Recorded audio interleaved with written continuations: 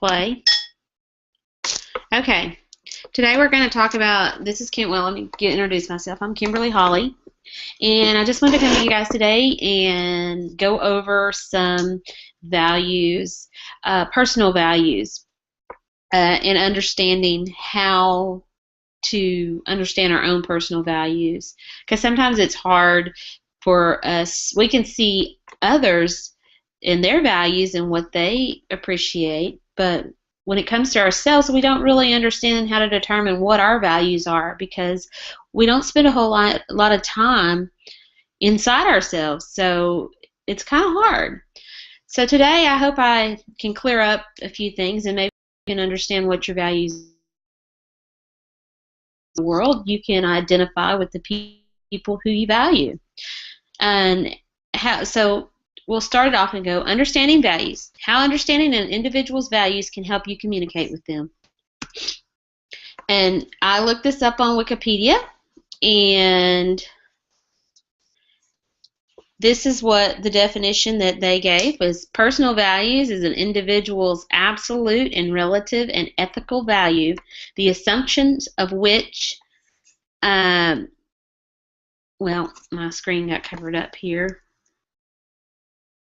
Basis for the, let's see, hang on a second here. Basics for their ethical actions. Let me hide this little thing right here so that it's not a problem.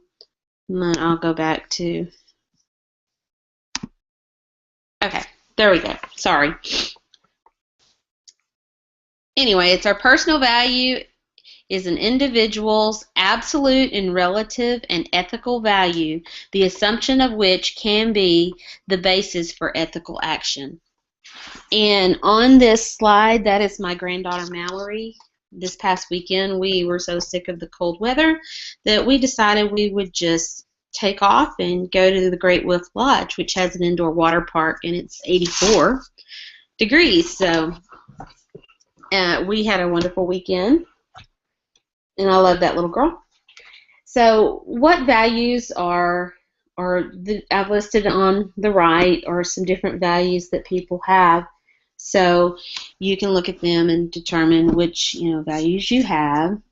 Trust, keeping our promises, caring, listening carefully to others, working together. Anyway, you can read these and go through and decide which values you have or which values you think you have. If you're later in the presentation, I'll show you how you can determine what your values really are. Okay, what determines our values? There are several things that determine our values, and let's just take a look. One, how we're raised, our friends, who we hang out with, how we spend our time, the rules we live by, and all things that we have been told about how things should be. These all determine who we are today. How were we raised? How many times were you told no? What were you told about wealth, and how do you perceive it now? What rules were you given as a child? What rules do you have now? For me, the wealth thing, I wasn't born into wealth. My family was a very mid-range family. We weren't poor, but we weren't rich. We had money, and we had money to survive on. We didn't do anything spectacular when we were kids. We did go to the lake every weekend, which that was fun. I still go to the lake. I love it. And so wealth was perceived differently by me than it would be by someone who was born into wealth. I was told as a child that we had some neighbors and they were very wealthy. I mean, the guy owned like 37 different businesses. He's a very wealthy man. And their kids were the same age as my sisters and brothers and I. And so we didn't get to play with them very often because my dad would always say, leave them alone. Don't bother them. They're busy. Well, I really didn't understand they're busy, but okay. So we didn't play with them much. And so coming into adulthood, I was always perceived, the perception in my mind connected to wealth was, they're working really hard. Well, I've worked hard my whole adult life, and corporate America. So those of you that can relate, it's hard work, but still, I'm giving the time for money. Anyway, let's move on. The rules that we were given as children, don't do this, you have to do this way. A lot of those rules we carry into our adult life, and we keep them. We bury them deep inside, and they're there. Here's a one little quirky rule that my mother always had as a child when we were children, and to this day I still do things this way, and that's the bed linens. On Thursday we wash bed linens, and that's just the way it's always been, and for me it's probably always the way it will be, because it's just a rule that I can live with, and I'm not going to get rid of it. So that's just an example. Okay, let's move along. These are different things that I came across there was a blog I was looking at, and I thought they were really cute. There's no cartoons on at night because that's when the characters sleep. I didn't really watch cartoons as a child, but my brothers did, so I never heard my mother say this, but I found it very comical. The ice cream man only plays that song when they're out of ice cream. I could just see the little kids at the door screaming to go get ice cream, ice cream, ice cream, and the mom saying, "Oh no, he only plays that song when he's out of ice cream." And then their little sad faces. Chuck E. Cheese is only for birthday parties. You have to be invited to go there. We love Chuck E. Cheese. Mallory loves Chuck E. Cheese. So I could see a parent saying, every time you see the mouse, or the Chuck E. Cheese mouse, she's just like, Chuck E. Cheese, Chuck E. Cheese. So kind of wish we'd have told her that. But anyway, it's fun. I'm your mother. I would never lie to you. As a mother, I find the humor in that. I'm sure you can see it as well. Okay, our friends and who we hang out with determines, our views. I was always told growing up that if you lie with dog with fleas, you'll get fleas. Well, no, we're not dogs, but if you hang out with people that are toxic, their toxicity will affect you in some way. So it's just another way to look at it. Why are your friends your friends? Why did you pick them? And what is it about them that keep you bonded to them? We all have our own answers and stuff, but I put these pictures over on the right, and the top one is me and some of my girlfriends. We were at a internet marketing event, and we were just hanging out, and it was fun, and it was a good time.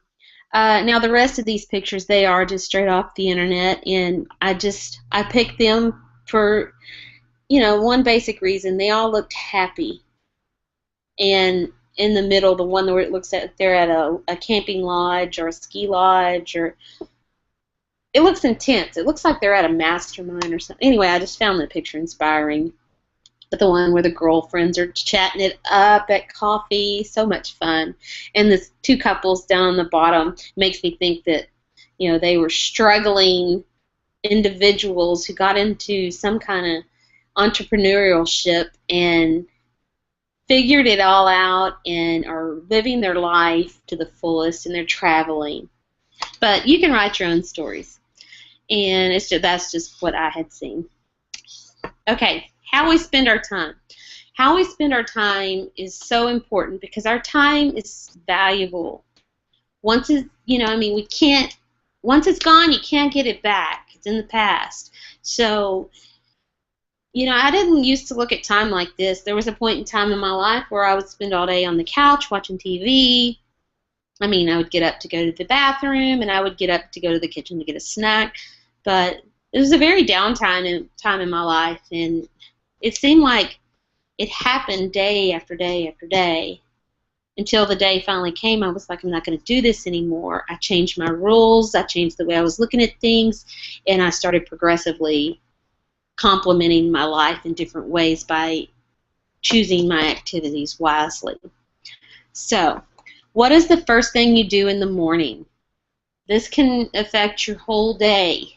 If you get up first thing in the morning and somebody's rah-rahing in your ear, it can put you in the mood for the whole day. And so, for me personally, I I get my devotional book out, and that's what I do first thing in the morning. Well, that's not really the first thing I do, but the first thing I do is I go get my coffee. That's how I start. Let me run through these right quick, and then I'll go through this. What is the first thing you do in the morning? How do you start your day? What do you do during the day? What is on your schedule? And what do you do during your free time? All of these are very important because, again, our time is so valuable. So the first thing in the morning, I'm like that song 9 to 5 that Dolly Parton sang years ago. She's working 9 to 5. She stumbles out of the bed in the morning to make it to the coffee. Yeah, that's me in the morning. But I get my coffee and I get my devotional book. Yes, I am a Christian. I'm very faith-based. No, I'm not going to get preachy on you. That's just me personally throwing it out there. So that's how I start my day. And ready for work, and I commute, so I have an hour drive, and in that hour drive I'm listening to something inspirational, something motivating, something that's going to be positive feed to my mind that's going in my ears, because anything toxic can really set you off in a bad way, and so if I can avoid it, I am. And these pictures over here is just different things that you can do with time. I love this one on the bottom of the family. They're just happy to see each other. And this guy on the left, he's probably on vacation with his wife, and she's thinking, "Oh my God, yes, I thought I'd catch you." And he's thinking, "I'm free. If you miss, I'm gonna hit the water. It'll be okay." Anyway, moving on. The rules we live by. We all have rules that we live by, and if you don't determine them, you've got to have rules. If you don't like your rules, guess what? You reserve the right to change them. You just have to do so. What are your rules with your money? Rules dealing with your budget. Yeah, nice one, huh? How much have you budgeted for your business each month? Being an entrepreneur, you've got to allow yourself budgeting money for your business each month. I mean, there are things that you need. So it's important. Your business is important. So you definitely want you to have that budgeted money in your budget for your business. And you want to have a budget because you want to be able to say this money goes here, this money goes here. You want it to become just consecutive month after month, and you don't have to worry about where it is. And rules of life. I mean, you've got to have some kind of set of guidelines that you live life by, like health, fitness. What are you eating?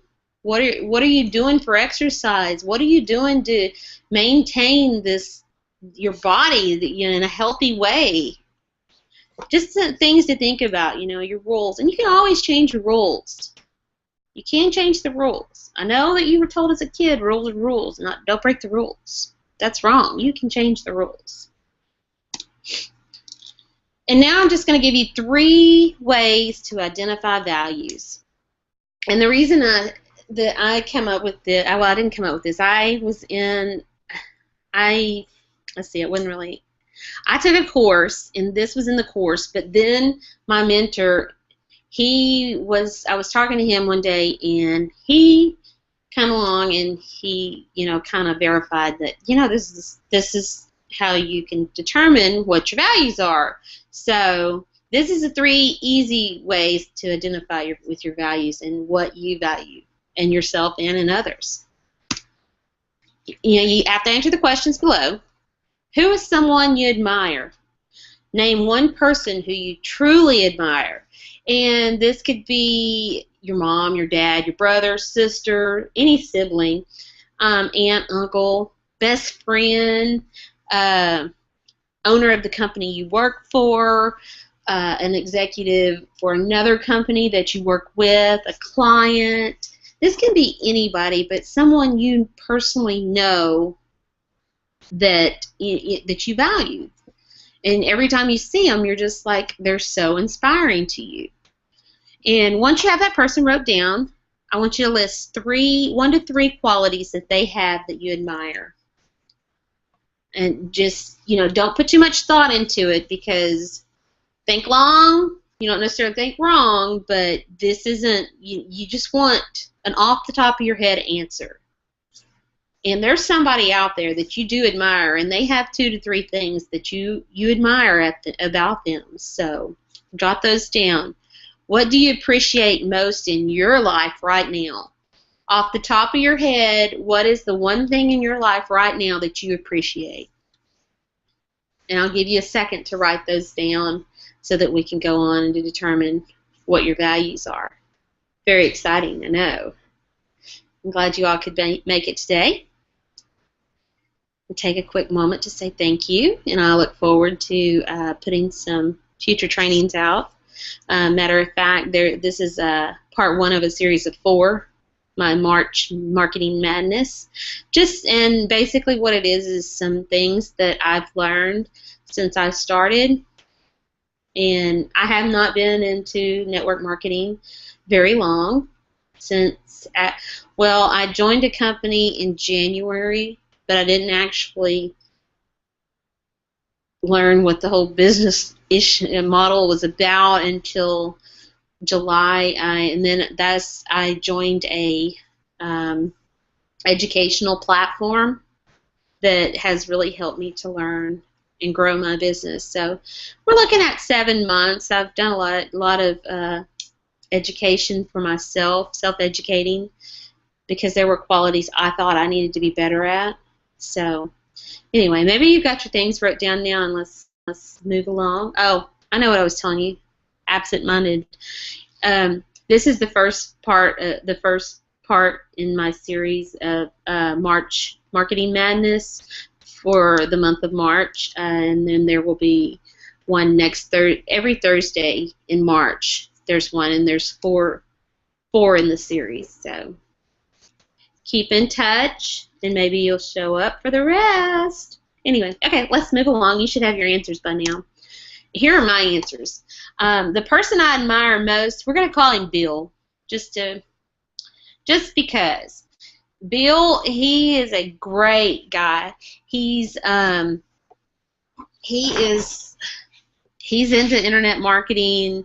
His goal though with his business is to help entrepreneurs be successful with their home businesses.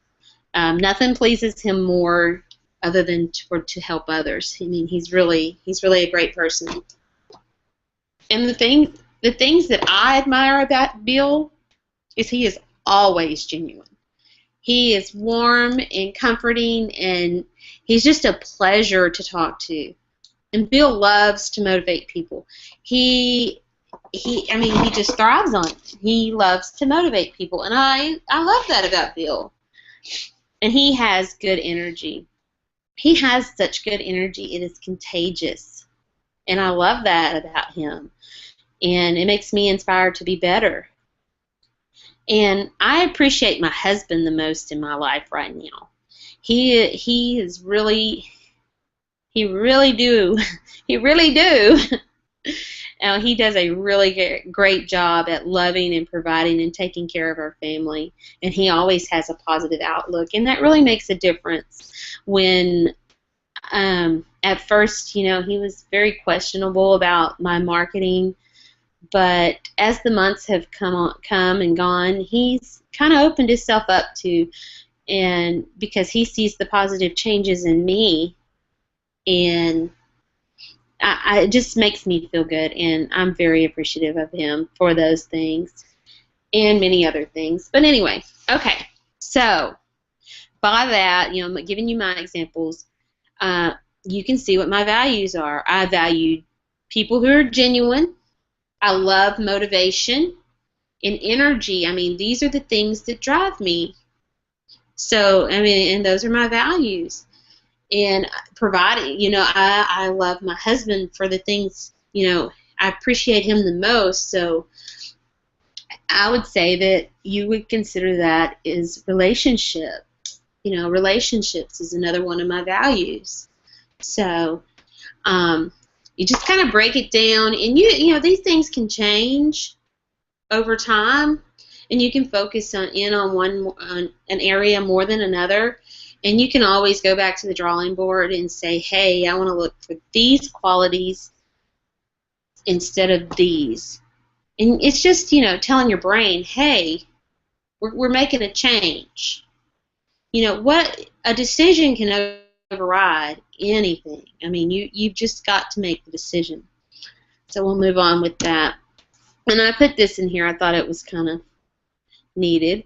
So your answers determine what your values are currently. You always have the right to change what you value. You have the right to make the decision to do so.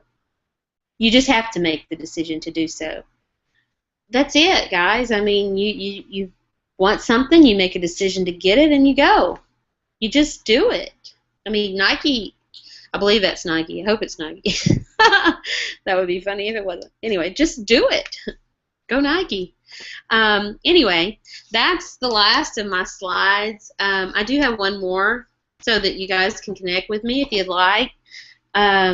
Again, I'll be putting up the webinar for next Thursday, and I hope to see you guys there. Please connect with me. Love to meet you, talk with you, and can just develop a relationship with you.